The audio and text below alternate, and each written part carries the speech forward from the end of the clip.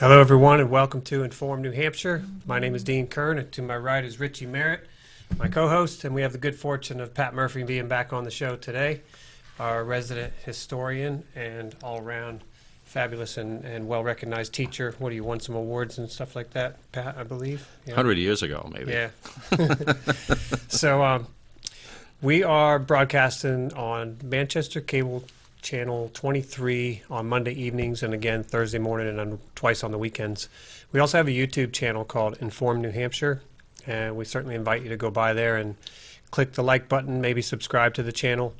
And then we also have a Facebook group called also Inform New Hampshire, where we put out a number of different informational videos that Richie and I stumble across, as well as the ones we receive from other people who are keeping ears and eyes out for what's happening in the world and around the country.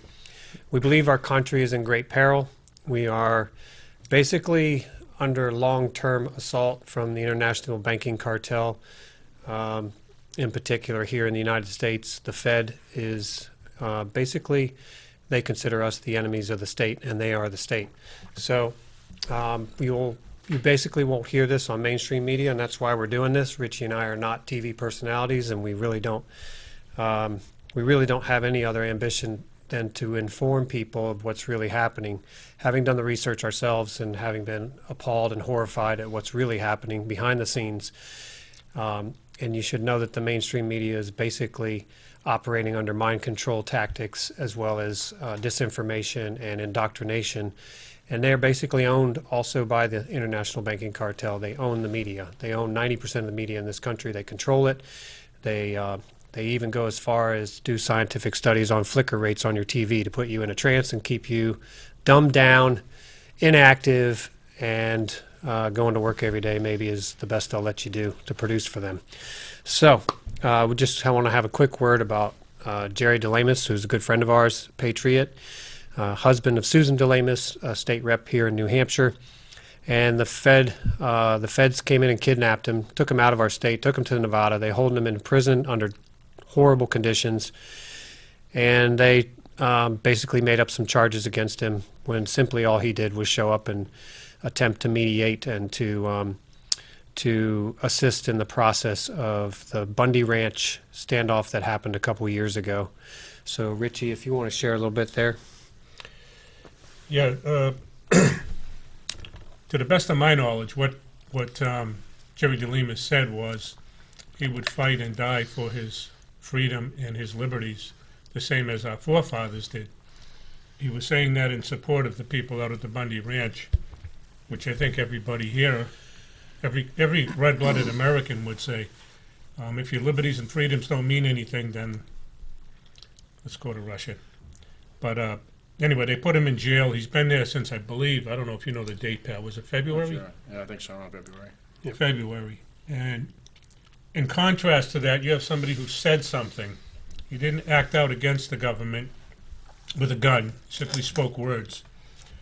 And you got hilarious Clinton, that moron, that murderer, that everything you can think of, and her husband out there, who should be swinging from a rope for treason, walking around free. That's the justice we have in America, and I believe that the people of America should wake up to that fact, because that's a travesty. Jerry's a good man. I can't say that about the Clintons, but Jerry DeLamus is a good man. With that, I'd like you to ask to support Jerry on his legal aid by contributing to freejerrydelemus.com. It's JERRYDELEMUS.com. Anything you can do, and keep him in your prayers too. I'm sure him and Sue could use it. They're having a hard time. Yeah. Thank you. And one other thing I wanted to say. We started off, me, Dean, and Pat were talking about what we're going to do with this show, and we were going to do election fraud. And I looked for 3 days on the internet. I couldn't find any election fraud in the United States. So I don't know. What's so funny? You must have had your eyes closed, Richie. Oh, you found some? I found unending Really? amount of election fraud in this country. It is pervasive, it's rampant, and it's ongoing, and it's sophisticated now more than ever. So, yeah, unfortunately, we have criminals running our government, and they are attempting to stay in power by controlling the ballot boxes and giving you the illusion of control and that your vote counts. What's funny is It doesn't. I typed in election fraud, and I didn't type this in. It came up, Acorn election fraud, 3 pages full of it. And Acorn is an agency that Mr. Soros supports, part of the banking cartel. It's all tied in. But they were talking about it in bringing dead people, not bringing dead people, registering dead people to vote, bringing in elderly people to vote numerous times because, they might have dementia or something, and they didn't know any better, so people were bringing them in, all kinds of stuff. And there's a video out. If you go to my Facebook page, Richie Merritt, you'll see it, or it'll be up today, about the Clintons with the DNC, how they hire people to come to the Trump rallies now to start trouble, physically start trouble with people and incite a fight. Agents provocateur. Yeah. And electronically, there's a lot of stuff out there. I'm not an electronic genius. I'm somebody that's, back in the 1950s with, my capacities with this stuff. But apparently it's fairly easy to rig those machines if somebody has access to them ahead of time. It takes about an hour. And the panel can be opened pretty easily, about an hour to program one. And once that virus is in, it can infect every other machine at that particular location. So we know that Soros owns about, I think there's probably machines in about 16 states from what I understand so far. So it would be great if, I'd rather see things go back to paper ballot and have extra paper ballots. If it took longer to count them, then at least some physical way to look at what you have and more of a control, because the technology can be subverted so easily. It's crazy. Do you recall what company that was that Soros was on? I know Diebold's one of them, and I thought the Bushes were involved in that company. Yeah. Well, I know one thing. I just found this out too. If you get a regular ballot that you physically have to check off, you're checking it off and you're making your mark on that ballot. However, in an electronic machine, you pull these little levers down. You can't see the ballot or what's being transferred to that ballot. Right. So you go swipe the arm when you go to leave, and you're just assuming that what you selected is on the ballot. You don't even see it. Yeah. That's why electronic voting should be done away with. Absolutely. And the part where you swipe your hand proves that you're a physical person. Right. I don't want to get into. Yeah, I'll say it. The sovereign person signs the paper, or not signs it necessarily, but makes his mark. Whereas you don't on an electronic ballot. And you'd like to see some convictions for voting fraudulently. In most of the states, it's a felony, and it's usually a 5-year term. But they should increase that and should actually prosecute some of these people, because we know we have people that vote multiple times that shouldn't be voting, even be voting in the election. So it's a very, very big issue. Well, they had a hearing in Chicago. I was watching the video of it. I lied about not being able to find election fraud, by the way. But I was watching the video in Chicago, and there's a panel, I guess, of election people, commissioner or whatever, and the townspeople were kind of a little outraged. And all the woman said, who was the chairperson or the commissioner of voting, is, "I'll look into this." Yeah. After all that's said and done, they're talking about, voting for dead people and voting multiple places. She says, "I'll look into it." The biggest problem that you have, I think, is related to the media and its distortion of the news and its control of the news, filtering out what they don't want to hear, and their unscrupulous support for one candidate over the other. I mean, you get almost nothing on the positive side that you should have for Donald Trump, and yet all of these scandals, the WikiLeaks stuff, it really seems to be buried. I mean, Trump has the endorsement of a lot of military people, a lot of business community. He received a major endorsement this week, a huge endorsement. Who was it? That was, I talked to a friend of mine, that if you go back to when I was a kid, you had a group of 1,400 men, some of the bravest people you could ever have in the history of the country, Cubans, expatriates who were trying to go back into Cuba to topple Castro, and they received some covert training with the U.S. military. And then when that invasion was launched in the spring, April of, it was April of 1960 or 61, I forget, 61. I think it was 60. They were left stranded on the beach. There's about 1,400 of them, and they engaged a Soviet-trained communist military of between 20 and 25,000 men with armor, with heavy artillery, with plenty of food and munitions, and they refused to give up for 3 days. No water, no food, almost no ammunition. And the military support aircraft that they were promised simply was stopped. President Kennedy would not give the order for the Skyhawk pilots to go in and take out the Castro's tanks. So these guys lost about 300 guys or so, but inflicted about 3,000 casualties on Castro's people. And eventually were imprisoned and later ransomed. But they, for the first time in their history, and these, like I say, these men are tremendous heroes in the history of this country. These guys endorsed Donald Trump. He's the only guy they've endorsed in all the time that's gone on since that event in 1961, where a great many of us feel they were sold right down the river. And that's a great endorsement. It should be all over the news, I would think, but you have to dig to be able to find it, unfortunately. Similar to me looking for the election fraud, huh? You got to dig. That's mainstream media for you. Well, I mean, They're owned by... Look at your debates between the earphones and everything that's going on, and the hand signals, and I mean, it's absolutely unbelievable. It's like Donald Trump says, it's me against three of you, and for the least little thing that he does, he's castigated, and. Well, you don't have to be polished to be president. You just have to know what you're doing, and I think I'm not going to get into who knows what or who doesn't know what, but the Clintons and the Bushes and even the Obama, I think they're polished, but I think they're polished right to be in front of the camera. Right. Off camera, I don't think they have a clue. Donald Trump is like a lifeguard, and where the American people have been held underwater by a big bully, he's come over and pulled the bully away and pick the people up for a breath of oxygen. That's what's happening.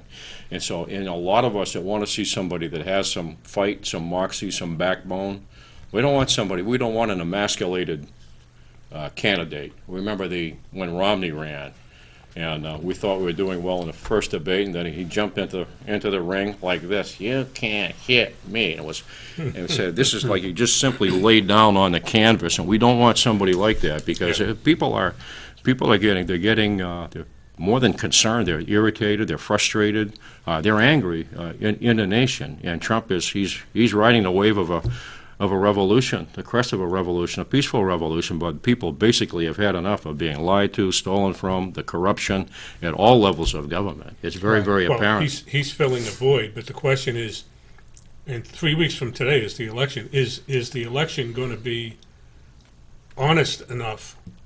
So that whoever wins. That's the question. We're all concerned with this. This has gone on for a long time, and there's so much riding on this because he stepped out of the establishment, and he's in a position where they lose a lot of their power, authority, and of course anybody that has been involved in any type of corruption, you with this guy, he's going to pick a decent attorney general, and things are going to be looked into and most likely prosecuted. A lot of what he does on the rough side, and there's some things that a lot of us don't like, but a lot of that I think is counterbalanced with his vice president. If you watched Mike Pence when he spoke, there was a great degree of decorum, civility, respect for truth. He doesn't separate conscience from truth. And if you study the history of the country, and you guys deal with the Constitution, you know that 150 years up to the convention, all of that activity in the individual legislatures where you were recognized by the chair, there was a process, there was a degree of decorum according to the individuals. That's one of the reasons you came out with that Constitution so successfully. And when you look at, say, Trump or Pence's opposition, there's another tradition involved there. And you go all the way back to the French Revolutionary tradition, that Jacobinism, where you have an excessive verbal vitriol and invective, and there's no concern for truth. There's only the end result, which is domination. It carries all the way from that revolution through all those revolutions in European history and culminates in the Russian Revolution. And you find that nastiness and viciousness. Sexual false accusation, for instance. all of a sudden you have all of these, the left, which has been so libertine, and now suddenly because Trump said something in a private conversation, it's a big deal. You go back to, once again, that French Revolution, and you start to see this history of false accusation. You've heard of Marie Antoinette? Oh, yeah. When Marie Antoinette went to trial, the Jacobins had control of her son. He was 8 years old for about 6 months, and they worked on him. They worked on him night and day to the point of the day of the trial. He stood up and he claimed that he had had relations with both his mother and with his aunt. They wanted to be sure that they could crush her as an individual and get the verdict that they wanted. So you have a whole history of that, all the way up from that proto-communist style revolution all the way through the 19th century, into the Soviet Union, where that became a common thing.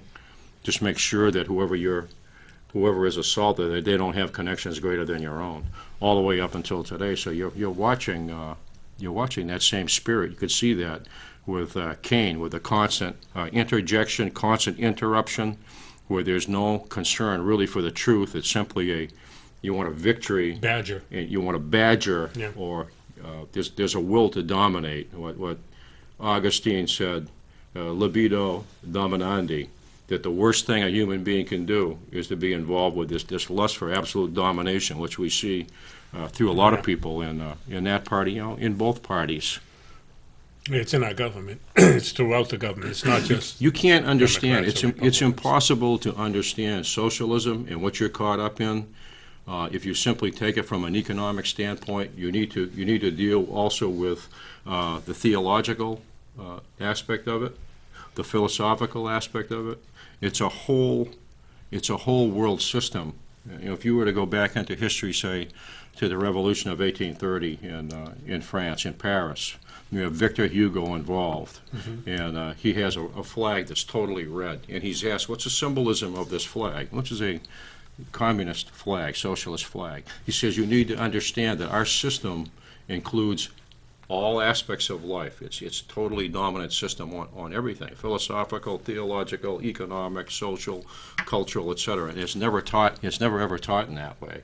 And so a lot of people, they don't seem to have an understanding what they're truly, I don't think they do, truly involved in. I mean, you look at, for instance, I'll give you an example, and you won't see this because it's been bleached off of YouTube, but Dr. Duke Pesta, he gave a great speech on Common Core, tremendous. And he said one of the documents that disappeared that was early on in Common Core were all of the technical advices that children were going to have coming into the school, and they would not be dealing with books. They would have a computer. It would have a camera to film the child's face. I'm talking about kids all the way down to 5 or 6 years old. It would have a pulse monitor for the wrist, and a pressure-sensitive mouse. And what he was saying was that the intention was, right across the nation, to all of these children, is to throw things at them and see what the reaction is going to be. Right. And that way, people on the receiving end of all that data centrally would know what is being taught inside the house. That's a horrific assault.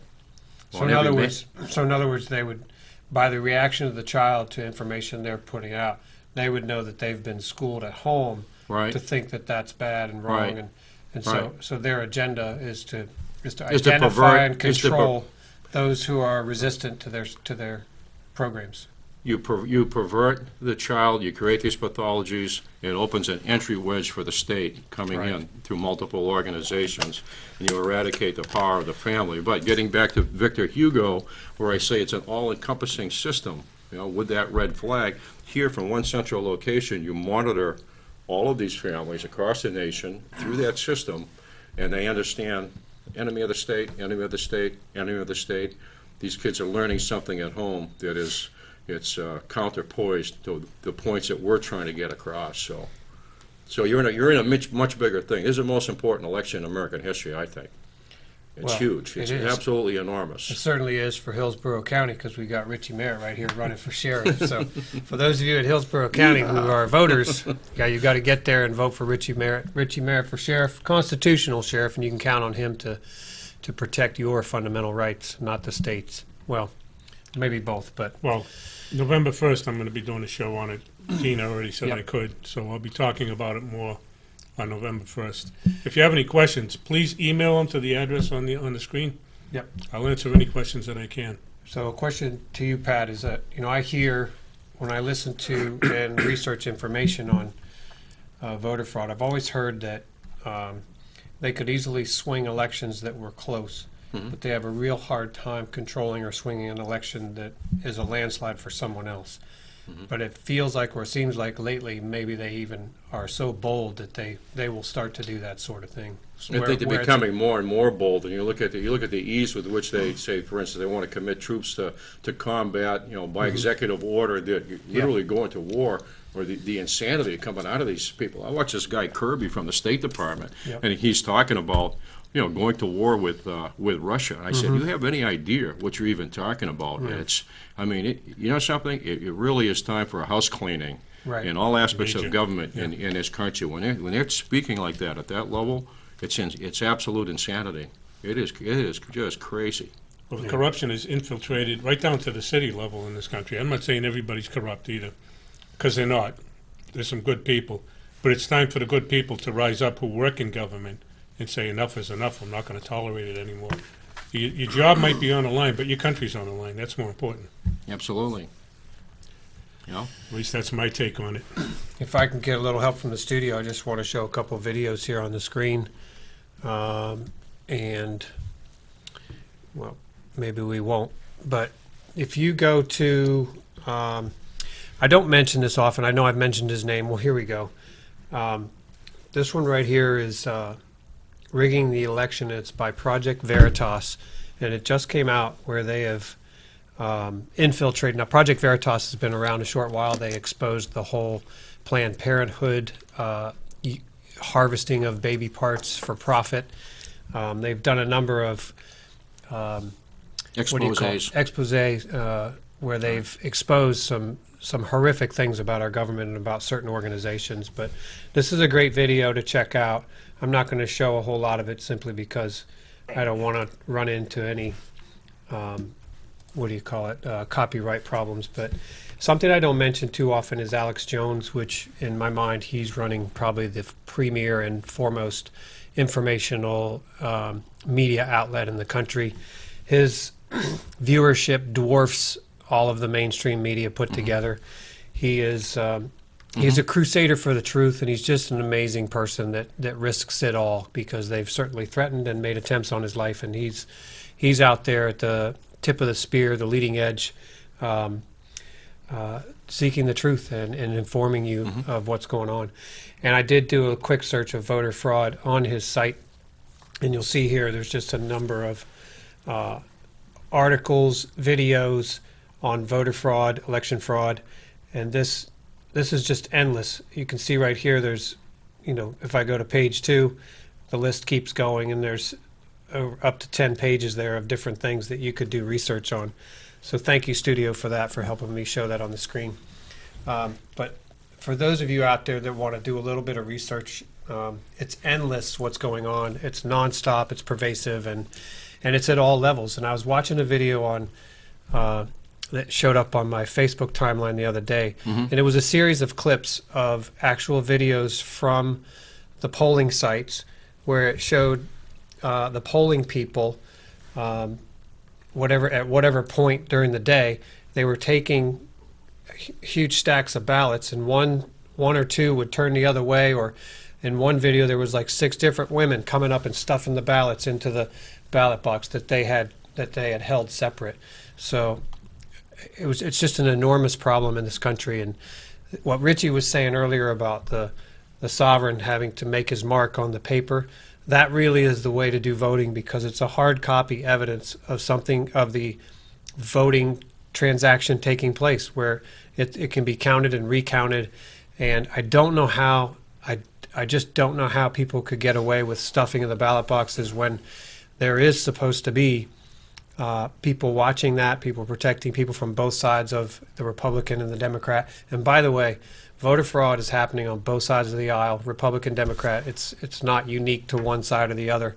It is a pervasive problem in this country, and it's basically stealing your your right to govern yourself and to choose your leaders. It's hurting America, not just somebody else, Democrats yeah. and Republicans, you know.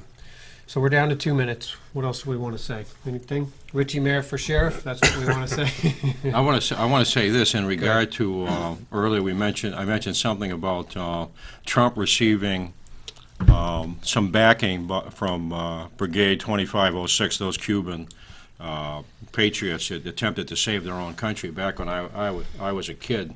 And I think that what they were saying was the reason they came out, I think that they were saying that one of the primary issue, and I've always felt this way, has been Benghazi and a betrayal of our people in a horrific situation.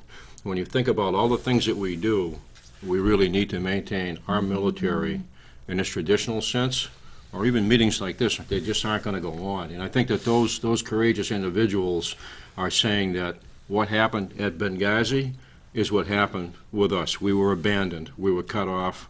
We were left to wither on the vine. So I think that that's a stupendous It's a great element of analogy. support It's for. true, yeah. Well, yeah, I think Trey Gowdy has come out and said that's the number one issue is going to be Benghazi, which is enormous. And what he's talking about basically is, I think, articles of treason. As you should be. You know, there was 13 hours of battle going on, and we have, you know, the amount of resources the United States has over there and all over the world that could have come in and saved that situation. We're ordered to stand down multiple times, and thank God for a few heroes and patriots that went in and fought that battle and held them off for a while. Unfortunately, there weren't a few more. It would have taken only a few more to do that, to save those people. And those guys are similar to these Cuban patriots. Yep. Who were just They were abandoned by their country for political purposes. Some of these guys were 15, 16, 17 years old. Just unbelievable And- what they did. And you know what? The problem here is the same problem we have with all these issues. There's no knowledge of history. Yep. It's been cut off totally. And what we're going to find is real soon is that Hillary's fingerprints were all over that stand down, and she allowed those people to be murdered for political reasons. Just one thing. Yep. Richie Merritt for Sheriff, Hillsborough County. Thank you. Place your vote. All right, thanks everyone. Tune in next week. We'll see you then.